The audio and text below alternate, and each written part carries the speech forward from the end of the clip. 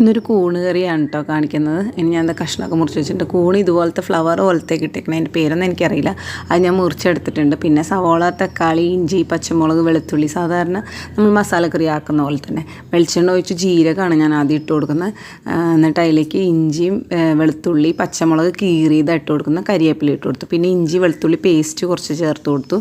പിന്നെ സവോള ഇതുപോലെ ചെറുതായി മുറിച്ചത് അത് ഇട്ട് കൊടുത്ത് നല്ലപോലെ വഴറ്റിയെടുത്തിട്ടുണ്ട്. വളരെ എളുപ്പം ഉണ്ടാക്കാനായിട്ട്. ഞാൻ ഫസ്റ്റ് ടൈമും കൂണ് കറിയാക്കുന്നത്. ഹോട്ടലിൽ നിന്നൊക്കെ കഴിച്ചിട്ടുണ്ടെന്നുള്ളൂ. പിന്നെ ഉപ്പും കൂടി ഇട്ട് കൊടുത്തിട്ടുണ്ട്. തക്കാളി ചെറുതായി മുറിച്ചതും.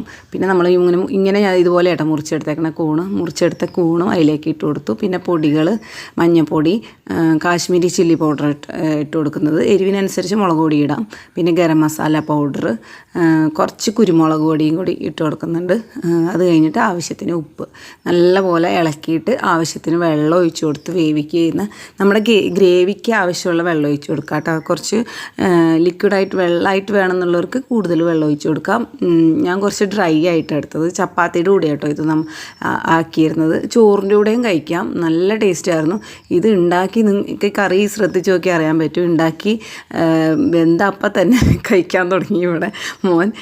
സ്മെല്ല് കേട്ട് വന്ന ടേസ്റ്റ് നോക്കിയപ്പോൾ ഇഷ്ടമായി. അത്ര ടേസ്റ്റ് ആയിരുന്നു. അപ്പോൾ ട്രൈ ചെയ്ത് നോക്കിയിട്ട് കമൻറ്റ് ചെയ്യണേ.